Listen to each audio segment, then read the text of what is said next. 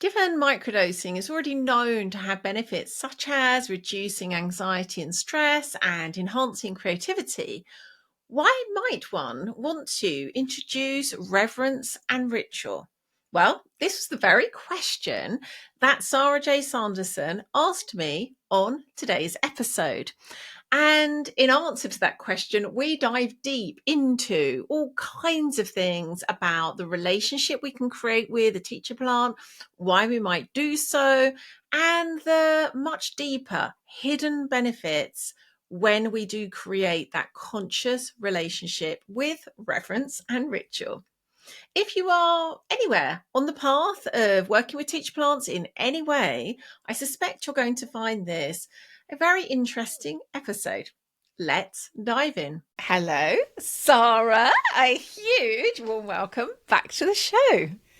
Hello, thank you for having me back so soon. Well, I enjoyed the last one so much. It was something that I wanted not only to happen again, but potentially happen quite regularly. So here we are. And the topic, I believe, was chosen by you. And it felt like one that actually really felt timely and serving. And it's journeying into the kind of whys and wherefores of bringing reverence and ritual into microdosing. And that, again, is something, as you know, I'm really passionate about. It's really dear to my heart and isn't something that I'm seeing being spoken about very often. And so, yeah, I'm really happy to get into that. I'm going to hand over to you. Thank you. Yes, it was my suggestion to explore this topic a little bit deeper. One of the reasons is because, as you know, I do struggle with ritual, and sometimes it can feel like, an extra thing to do. So in regards to microdosing, because it's already known that there are benefits to microdosing, and I'm sure we can get into some of that.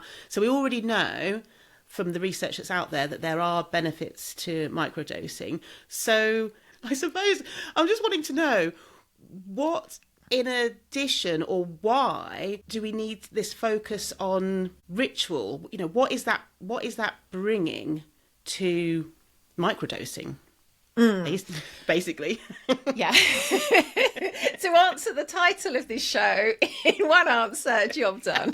I'm not going to make it that easy. Would you, and we can do this together, I'm not putting this all on you, but if we perhaps start with, as you're saying, the benefits of microdosing are quite widely spoken about, widely known. Of course, they're usually coming from that context of microdosing without really any conscious or very much conscious ritual and reverence.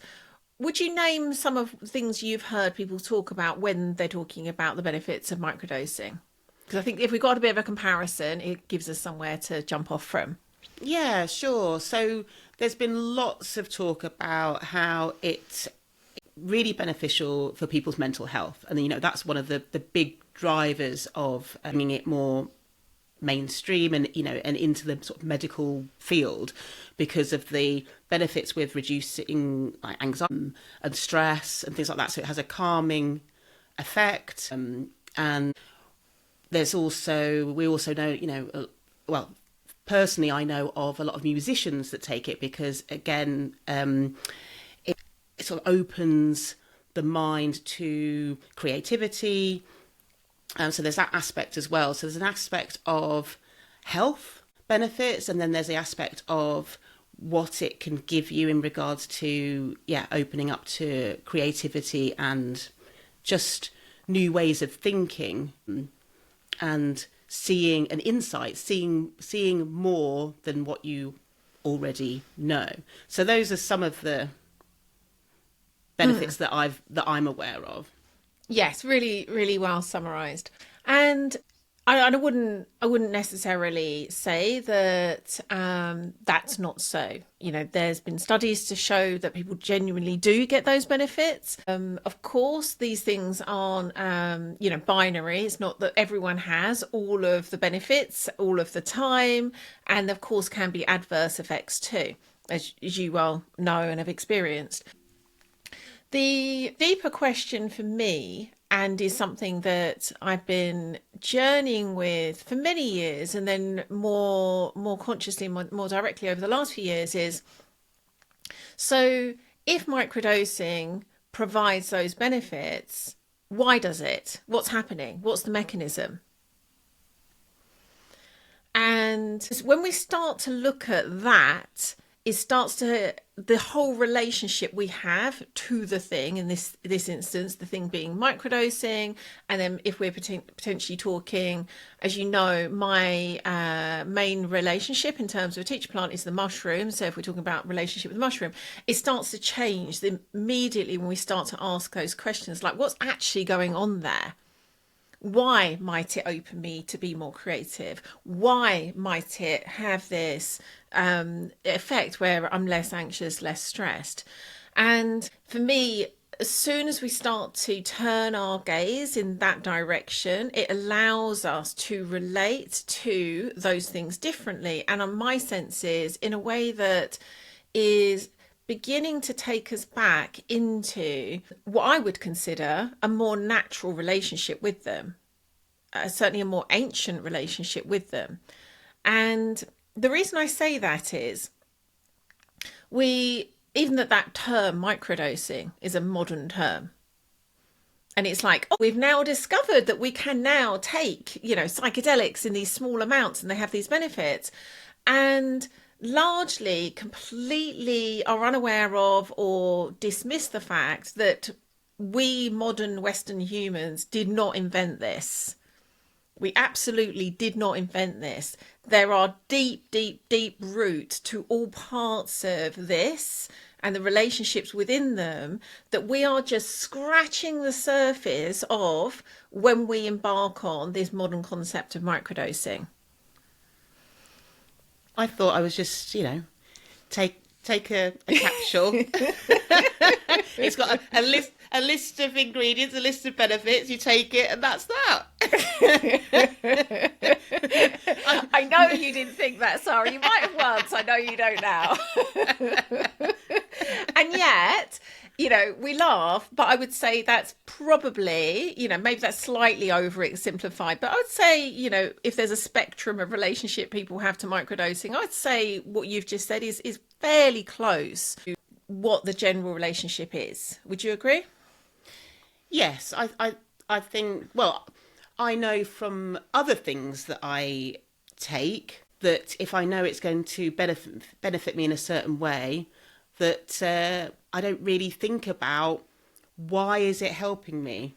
Like, as you know, I've got allergies, so on occasion I do have to take antihistamine, and I just know that reduces the allergy, but I don't know why. I don't even have not even asked the question. So I know I was being a bit flippant there with what I was saying, but it's a similar thing.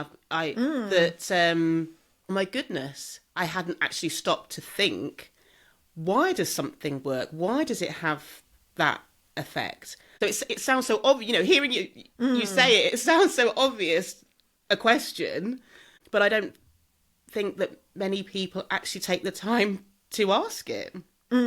Yes. And again, really understandably so. This is not at all me making that wrong. Again, we are in a culture where we are being bombarded all the time with demands and noise and calls for our attention and stimulation. It is a ton of things to juggle.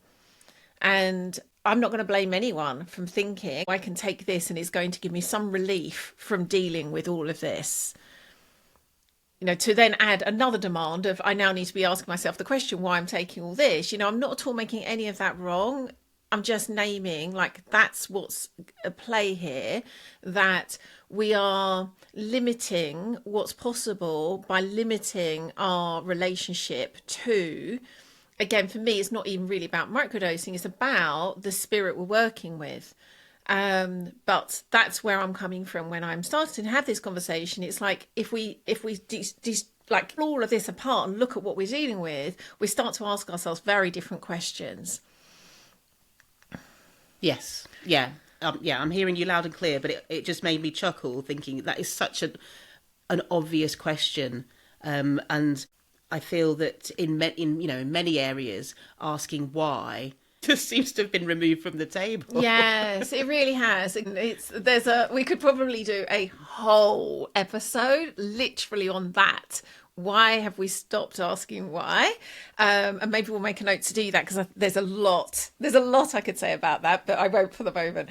So coming back more directly to your question, it's like, given we can microdose without going deeper and it can have these positive effects, why would we want to change the way that we microdose? Why would we want to bring in this idea of ritual? Why might we want to be in a relationship with whichever teacher plant we're working with? Why might we want to approach that with reverence? Because, as you say, if we can get benefits without doing that, why might we change what we're doing? That's really the question, because most people who are already considering microdosing, already are microdosing, that's probably going to be somewhat the question on their minds. If someone's listening to this, they're probably coming from that place already, and there's a reason why you might want to do something differently. And again, the reason I kind of took it slightly left field is, in order for me to answer that question, we need to really acknowledge the elephant in the room here, which is the fact these are, as far as I'm concerned, conscious beings that we're working with. Yes. Incredible. Like, the irony is, we're taking them, you could say, in order to open our consciousness, and yet dismissing these things as just, at best, medicine, but often not even really considering it like that. What we're talking about here is we are entering a relationship with a being, a spirit, a conscious being who is prepared to be in relationship with us. And unless we are ready to even confront that, almost there's no point having this whole conversation, because it all rests on, are we prepared to acknowledge the elephant in the room and actually begin to have a relationship with it, or not? Yes. I can say more, but I just want to hear if there's anything coming up for you. Something was coming up, but I don't want to necessarily take us off in a different direction. But what came up was, that is so interesting, because I'm sort of I've read about the ways in which a lot of the research is being done is on sort of synthetic forms of psilocybin. So I was just sort of like, so what came up was, oh my goodness, we don't have that relationship directly with the actual mushroom as a teacher, and we're creating something synthetically. Then we're at a crossroads here, going down the path of, okay, yeah, there are like we said, there are benefits to taking it, but if we've gone down that route of making this synthetic version, then we've kind of severed the relationship. Yes, we may have gone. I do think there is such an intelligence built into all of this that, put simply, as you say, we could go on a whole detour here, and it probably isn't the right time or place to do so. But I also do believe that whilst, yes, it seems as though the opportunity to create relationship is almost gone, we've become so separated, there's no way back. And yet there is such a divine intelligence to this that probably there is no point where it's a dead end. So if we go on the idea that there is an openness to recognize there is a sentient being at the heart of this, and regardless whether we are coming into relationship with that being in what we might call a macrodose, i.e. a ceremony, or a microdose, smaller amounts, ultimately it's still about having a relationship with this being.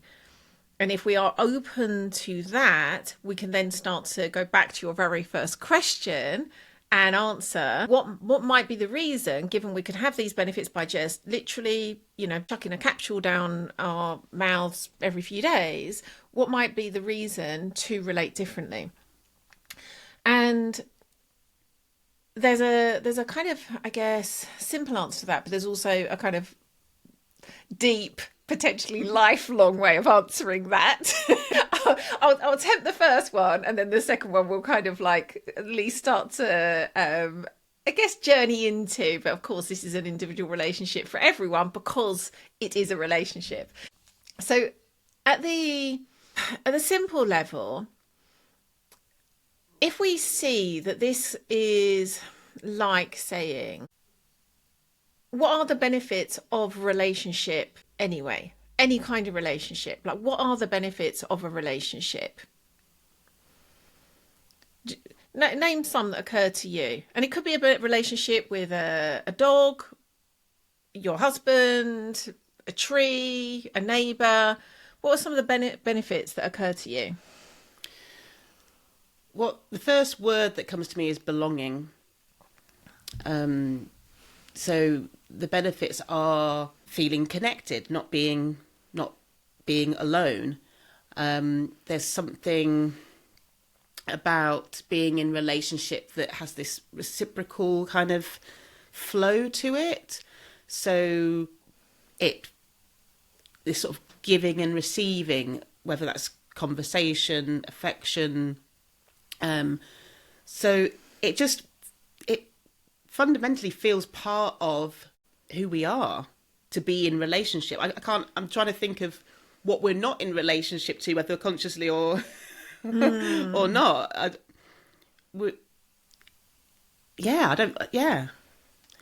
So the benefits really are about full experiencing, fully living. Yeah. How's that for a benefit that compares to reducing stress? I'm starting to see why I would, want to be in relationship with what I'm taking, not just taking something with no conscious awareness or intent of that relationship at all. Yeah. Again, my goodness, you ask the questions and it's so simple and tangible, and it's like, of course. That's I mean, firstly, that is the beauty of questions. I've mentioned on the show before, I was very fortunate that I was brought up by a father who really believed in Socratic questioning, which is, to a large extent what's unfolding in this conversation. And what we find when we are asking Socratic questions, either to ourselves or to another, is what really is happening is we are midwifing this natural wisdom. It really is just a way of like bringing forth the wisdom that's already there. It's like, oh, it's already known. I just needed that question in order to midwife it. What a beautiful, beautiful way of explaining that. I'll be quoting that. Yeah, it's a really wonderful and very true. You can feel that just is how it is. I love it too. Something that you mentioned as you were talking through the examples of relationships is the fact that we ultimately always are in relationship. It's really a question of whether we're conscious to that or not. And of course, even if we microdose without being conscious of the relationship, there is still a relationship because we can't help that. But is the difference between a conscious relationship and then also a conscious and, for example, loving, appreciative, honouring relationship. And the deeper we go with this, I think very naturally we start to realise, like, oh, when I think of relationships where I'm approaching it in that way, in a conscious way, in a loving way, in a gracious way, in a receptive way, I can feel how much more is available, how much more unfolds, how much more I experience than if it is a transactional relationship, an unconscious relationship. Yeah, just before you said transactional, that was the word that was very present for me. It's like without that conscious choosing of being in relationship, yeah, you're just left with this transactional relationship. Which is a relationship, but it certainly isn't the fullness of a possible relationship we could have with someone or something. So I feel, let me know if you want, if there's anything more you feel. Again, this is one of those like lifelong living into the answers, because by its very nature, a relationship is individual, it's unique. So we've talked more generally about the benefits of creating that relationship, a conscious relationship with a teacher plant. But it's also going to be individual. The relationship I will have will be different to the relationship you will have, and therefore the particular gifts and challenges and attributes of that relationship will be individual. Which is why I said, that's something that's going to take a lifetime to answer. So for now, does that answer your question? And do you feel that we can go somewhere else from here? Yes, it beautifully answers my question. I suppose sometimes I get stuck on what we actually mean by ritual in terms of the ways in which we could start that relationship. So it's all well and good, most of us obviously most of us know how to be in relationship with another human being. Extent. And many listening to this podcast will know how to be in relationship with non-human beings as well, such as a tree, which is one of the beautiful invitations that you give as part of Be Mythical anyway, as a starting point to learn more about ourselves and to live fully, again, being in these beautiful relationships. So I suppose maybe I just have a sudden block sometimes when it's a new thing, the starting point of that relationship, because like you say, it's going to be unique, and a relationship with another human, it kind of is a bit more obvious that you can have a direct conversation, and then it sometimes gets a little bit more confusing as to, well, how am I to be in relationship with the spirit of the mushroom? So if I first broaden it out slightly, there's a couple of different things that occurred to me. One is, I love that you brought the example of the tree here, which is also a great example of how we can move from having an unconscious transactional relationship to trees to a very conscious, reverent relationship to trees in general, but also to a particular tree that we've been called to. So a really good example of like how that can shift for each of us. This is always a possibility for us. And similarly, although it probably didn't seem like this big, grand, like I'm entering a ritual now, there absolutely has been a way that you've created that relationship with a tree through ritual, even if it's as simple as I go to my tree with this, rough regularity, and when I'm there, I do this, which is different perhaps than if we'd looked at Sara before she had that relationship, or if we looked at someone else who didn't have a relationship. Would you agree? Yes. Yeah. I reckon that some overthinking can creep in to this. It can be quite simple. It can, but just to recognise it does exist still. It isn't nothing, but it also doesn't have to be really big and grand and elaborate and kind of handed down to us by someone else. There is a whole spectrum that we're talking about when we're talking about ritual and its relationship in relationship, which then also is having me think about ceremony, which you could also see almost a bit like the big brother or sister of ritual. they serve not completely the same purpose, but similar purposes, albeit for different occasions. And so how we were talking about, if we were to work with a teacher plant in a macrodose setting, that typically, as far as I'm concerned, done right, would be in a ceremony.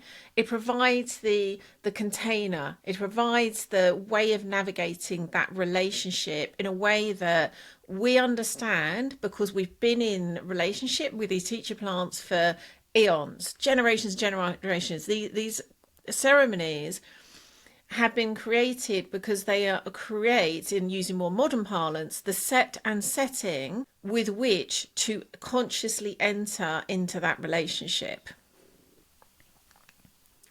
And so I'm not going to say ritual does the exact same thing when it comes to microdosing, but roughly we could say that they're providing similar things. They're providing this like blueprint or this archetype or this pattern of, these are ways that we can best, most consciously, most beneficially be in relationship when we're working with these teacher plants. And so again, ceremony works really well. It doesn't only work for working with teacher plants, just to be clear, but given this is a topic, these are ways that we contain that particular form of relating. And similarly, ritual can provide that when we're in relationship with different beings and also in different contexts. So again, this is not a binary as therefore you don't do a ceremony, therefore you don't do a ritual here. Like there's definitely sort of some cross transference here, but I think that's a sort of like a semi-helpful, hold lightly way of seeing it. So I think I've caveated that enough. And so again, what we're talking about in terms of ritual, and very specifically ritual when it comes to microdosing, it doesn't have to be something, really elaborate. It doesn't have to be something where we're like following some script, but even having that notion of, this serves me in creating a kind of relationship with a kind of being that in this lifetime at least I haven't experienced. And even by being open to working with ritual, we start to, it's a really interesting chicken and egg thing. It reminds me actually of a podcast you and I were talking about earlier with, is it Jessica Howard, about working with spirits and deities. And in that we were talking about similar things where as soon as you start to consciously open to a relationship with a spirit, deity, teacher plant, non-human being of this kind, by that intention to open, we start to immediately be in conversation. There needs to be that willingness to open to it, which often will come in the form of ritual, but it's as soon as that happens, it becomes a two-way conversation. And then we'll start to be told, this is what's required. These offerings are required. This kind of prayer is required. These words are required. These gestures, this type of space and time is required. It informs each other. So there often is just like that kind of like, even just the most subtle. And this is why we provide suggestions when we're inviting people to work with any kind of spirit or deity, actually. But again, if, for example, in our current microdosing Crucible Liberty Quest, part of that will be providing the starting point for like, these are rituals that you can begin with, but of course then you'll start to see what works for you. So really simple things like, if you don't have an altar, create an altar. Go to the altar, make prayers at the altar, make offerings at the altar, set an intention, speak out an intention when you do ingest the mushrooms. So these are like very simple ways of entering into a ritual.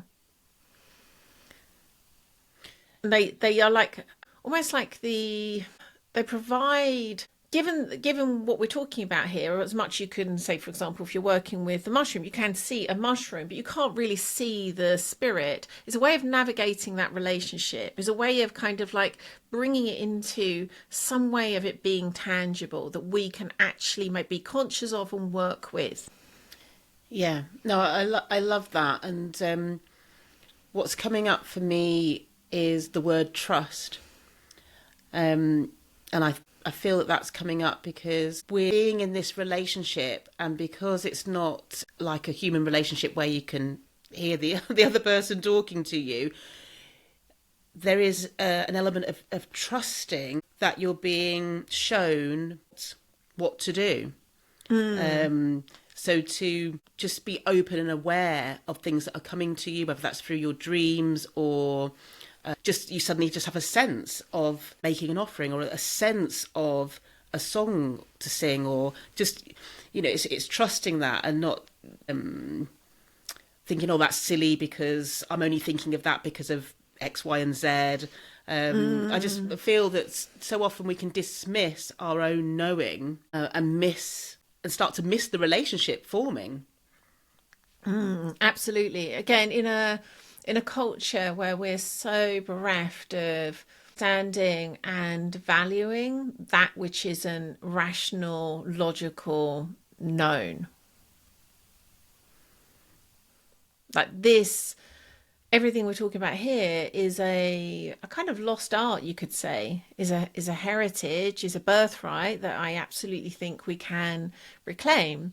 But it's something that our culture, it's not just we've lost it, we've forgotten that we've lost it. Yes. Yeah. That's brilliantly put, that we've forgotten. That we've even lost it. Yeah. So it's an extra challenge because first we need to remember before we can even find it again. But again, the great news is it's all here for us. As soon as we start to even slightly open, what I've seen is, going back to what you said earlier, we see that we belong. We see that we're not alone. We have so many allies waiting for us to just turn our attention in their direction. That's for me the true magic that we're talking about here. Which, going back to what you were saying about that conversation, it's not a conversation that typically plays out in the way that we typically know to have conversations with, say, for example, another human being. What I've just seen over and over again, and is probably one of the parts of doing the work that I do that delights me the most, is yes, at the kind of earlier stages of guiding someone into this kind of work, into these kinds of relationships, yes, I may well need to directly say, you know, it's an invitation, it's not a demand, but it's like, you know, do this, as some of the examples I gave earlier, and create the altar, make offerings, so on and so forth. But really, again, all that is an opening of a door. Like, once you are ready to walk through that door, you won't need me telling you to go do this, go that. You will create that relationship, and whoever that teacher is, whoever that being is, will speak to you in a way that you'll understand. But going back to what you've said, there is definitely an art, a skill in understanding that, and really, again, honouring it, taking it seriously, perhaps taking it more seriously than you do anything else that's coming into your awareness. Which actually goes back to, I know you've not listened to it yet, the podcast I did on Tuesday, which will be out by the time this one goes out, about the lindworm, the folktale of the lindworm. And in that, there's, spoiler alert, I'm going to say a couple of little things that are in that. There's this archetypal figure of the wise woman that crops up twice in the story, or certainly in the telling of the story I did. It doesn't always. The part of the very important lesson of her appearance in that folktale is that hearing, that going to receive that wisdom that comes outside of the known realms, comes outside of logic. It's going to get that. It's going to say, you know, I'm here, I'm ready to receive it. Then it's the actually knowing it's important to act upon. Fully, wholly, is that important, and it's all parts of it. In fact, in some ways, and when you hear this, you'll hear, in some ways, it's even more important that you follow it fully and wholly. Than it's better if you're not going to do that, don't do it at all. Wow. That's a really important message. I don't think I actually, because there was so much in that one, I don't think I really fully illuminated that. It's sort of obvious, really, if you look read between the lines of the tale. But that's a really important message in it, which again, this isn't something, if we're going to be in these kind of relationships, the wisdom we have is so potent, literally life-changing. And I don't say that to, make it scary or, like, oh my God, beware of not. But it's like, is that important? Like, going back to, there were two words that I was using at the beginning of the show, reverence and ritual. That's why the reverence is needed. Yes. What's coming up for me hearing that, it's really sort of struck me to the core, is the spirit of the whatever it is, the teacher plant potentially is going to reveal things that need your attention. And if you're not prepared to then honour that and take whatever action is required, then, yeah, like you say, it's not to scare, but it's that, to open something up and then not be prepared to face whatever that is and move with it and do what needs to be done, isn't really the way to go. It's like, if you're going to embark on this and you're going to therefore be shown whatever it is you're ready to be shown, then be ready to act on it. So what I'm hearing is, yes, the mushroom has all of the benefits that we're being made aware of, and it can bring something into your awareness,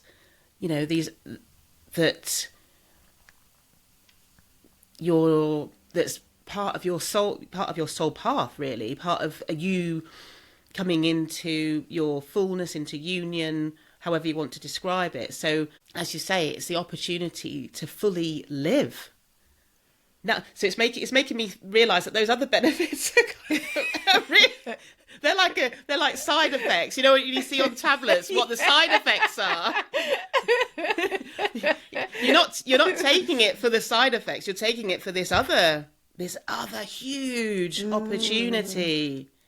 I love that. I love that so much. I love that. You've also, I know that we're coming up on time, and there was something I felt we really do need to include in this conversation. What you've just said leads really beautifully to this as a place of closing. And I'm going to share anonymously a question I had from one of the current people journeying in Liberty Quest with us. And paraphrasing, it was something like, what's the point of doing all of this other work that I'm doing? For example, shamanic healings, all that, working with tarot, working in guidance sessions. She also has worked with us on and off one-to-one for a long time in Mythical. What's the point of doing all of this? Like, what? So if I could, for example, just microdose, why don't I just do that? And that question is actually such a good one, because it very clearly illuminates that all of this really only makes sense if, and this goes back to our previous episode, which I really recommend, is worth listening to if someone hasn't after this, which is, for me personally, I'm not saying that everyone that microdoses needs to decide this for themselves, but I would invite someone to. Like, what is the point of all of this? What is the point of all of this? For me personally, is to live out that myth that we've come for in this lifetime. To heal, to become whole, to experience union. And when we put that as the context, it changes pretty much every decision we're going to make is likely to be in alignment with that. That's the reason to do anything, including microdosing, which then means what we experience through microdosing is directly in relationship to that path we're on, that path of union, that path of individuation. It's all in service of that. And so if someone isn't consciously on that path, could they, as you say, get the side effects of microdosing? Yes. But when we look at what's truly on offer and available to us in these lifetimes, which working with teacher plants isn't aligned for everyone, it really is not. But for those of us that it is, in that context, my goodness, like what a gift. What a gift. Yeah. This has been I'm so excited. It's been so illuminating to really have that sort of click into place that that's the reason for...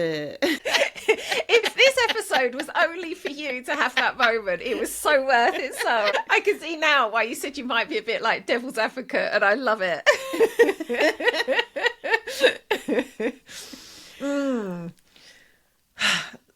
So, anything that you feel would be helpful to either ask or say before we close? I suppose it might be too big, but wondering if you could just say a little bit more on that aspect of how the mushroom isn't necessarily replacing. I'm trying to think of the best way of saying it. So going back to what you were sharing just then about why do the great work if I can just take the mushroom, because the teacher or the teacher, if the teacher plant has got all the answers, then that's it then, isn't it? Oh, yes, I realised actually there was something I left unsaid that is really important, which is why I thought of the thing I said, and I didn't tie it back up to why I thought of it in relationship to what you just said. Going back to, I think I'm going to answer this question, but slightly around the houses. So going back to what you'd said previously, where it's like, well, if you're going to be in relationship to a teacher plant, but you're not then willing or able to act on what you've been shown, perhaps it's not the right choice to be in relationship to it, which was what made me think of what I was saying about the great work, because all of this is part of the fabric of doing the work. To a large extent, not that there can't ever be any almost direct healing, let's say, that happens through working with a teacher plant, whether that's in a ceremony or in a microdosing setting. Sometimes we can have very visceral, almost immediate changes that happen at a very deep level, and it's happened.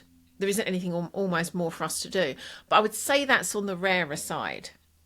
Most of what we experience when we're working with teacher plants in either setting, macro or micro, is actually illuminating, allowing us to see, feel, experience things that are then for us to go away and work with, to go away and act on, to go away and integrate, to go away and heal, potentially using a different method.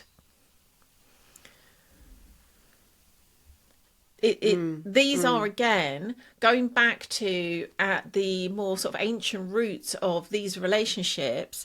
It wasn't that we would, for example, go sit in a ceremony with a teacher plant and do that once a quarter, and then do no other sort of ceremony, ritual, vision quest, relationship with other beings that are important. Of course, all of this will be happening all of the time. It's all part of the weave, all part of the fabric of fully living.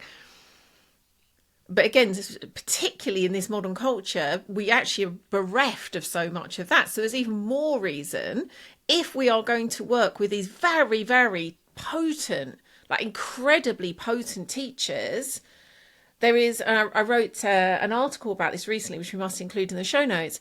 There is to be honest, we really could do with sort of going on those baby steps first of even understanding how to be in relationship, how to learn, because so much more is required of us than just we're not sitting in a classroom with a teacher plant at the front and all we've got to do is scribble down notes. That's not what being in the relationship is about. It's about doing the work. Yeah, yeah. And so easily we can just put things in like different boxes, for want of a better term. But really, there's such a weaving.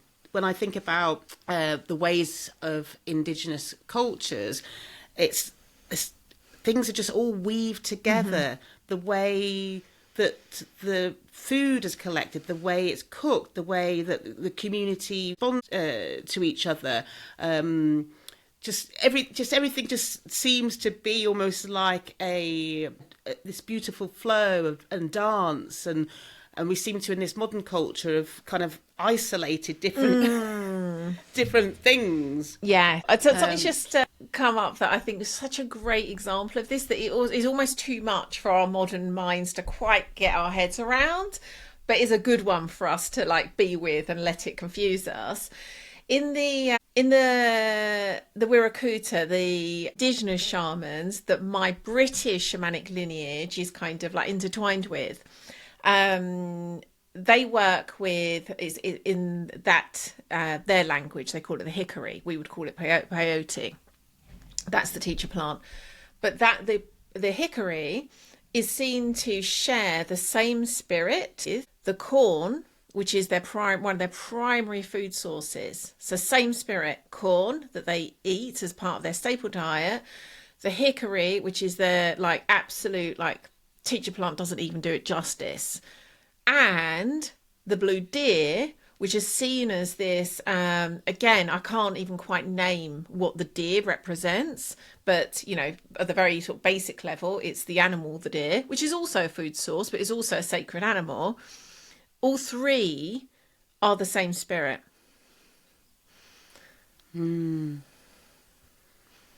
So talk about interwoven.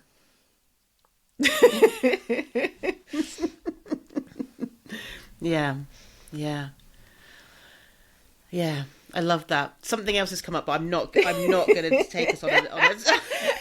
Well, maybe it's one that we need to come. There's so much more here than I was anticipating, so maybe come back and do a part 2 on this. In fact, if anyone's listening and you have questions about any of this, please do let us know via email at team@bemythical.com. Does that sound right, Sara? Or in our Facebook group, which is facebook.com/group/bemythicalcommunity. And we'd be more than happy to come back and do a part 2 on this and include your questions. But for now, Sara, Yes. go on.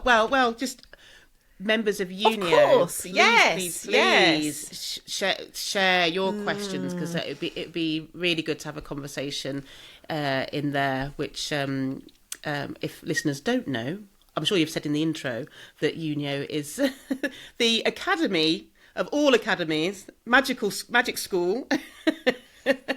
But yeah, would you mind just saying a little bit more of that just to close about Unio? Sure. And in some ways, this works so beautifully. I feel so, not in some ways, in all ways, it works so beautifully. But it's like one of the things that I keep marveling at, the way that technology can so support us in these relationships, that we've now got Unio, which is both the community, the academy, the magic school, a place to train. It is all of these things. And then we have these individual crucibles that are kind of part of it, but a bit like if you went to a magic school like Hogwarts, you could then elect to take certain, you could learn potions over here with a certain master or mistress. And so Liberty Quest is like that, in that Liberty Quest is a kind of like hall that's off the main hall of Unio, in which we directly work with the mushroom in the ways that we're talking about.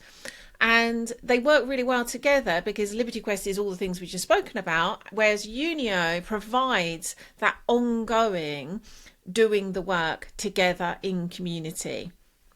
It is everything we need to be in that conscious exploration of like what's hidden, what's been fragmented, what's been lost, how do I bring this back into the whole. And again, doing that in community, which is is certainly not the community that is our birthright, but at least is a step towards that. And over again I see that's essential. So it's for me being able to have those two aspects, the part of that ongoing community that allows us to do the work, stay in the work for as long as we want and need, and then going off on these shorter quests. So, for example, Liberty Quest at the moment is 8 weeks to work directly with a particular spirit in this case, and then come back into Unio to continue working with what we were shown. And I probably would have said the URL in the intro, but if you're looking, if you'd like the links for both of those, it's bemythical.com/Unio. And the next Liberty Quest, I think, will be happening maybe in September. And you can register your interest for that. And that's at bemythical.com/LibertyQuest. Excellent. Well, thank you so much, Sara. Wonderful questions as ever. And this has been a real delight. Thank you for having me. I've loved it. I've learned so much. Lots of little light bulb moments. Good. And some big ones. And yeah, thank you. Just before we go, what I do want to say, because I feel as though it's important to recognise we wouldn't even be having this conversation if it wasn't for my own teacher, which is the mushroom. I wouldn't know any of what I'm saying here. I wouldn't be probably where I am in terms of my life and my work. I certainly wouldn't be in a position to teach anything I've been talking about here without my teacher, the mushroom. So before we go, it would be absolutely remiss of me not to really give my thanks and my blessings to the mushroom. Reverence right there. Thank you, Lian. Thank you. I very much hope you enjoyed watching that. And if you did and you're not already subscribed, then do hit that bell thingy and subscribe to automatically get each fresh new episode as it's released each week. If you'd like to find out more about the work we do at Be Mythical to guide and support old souls in this new world to live their own unique myth, do hop along to bemythical.com and you'll find out all the ways you can join us and go deeper with us on your own mythical journey. Lots of love for now. Mwah. See you again next week.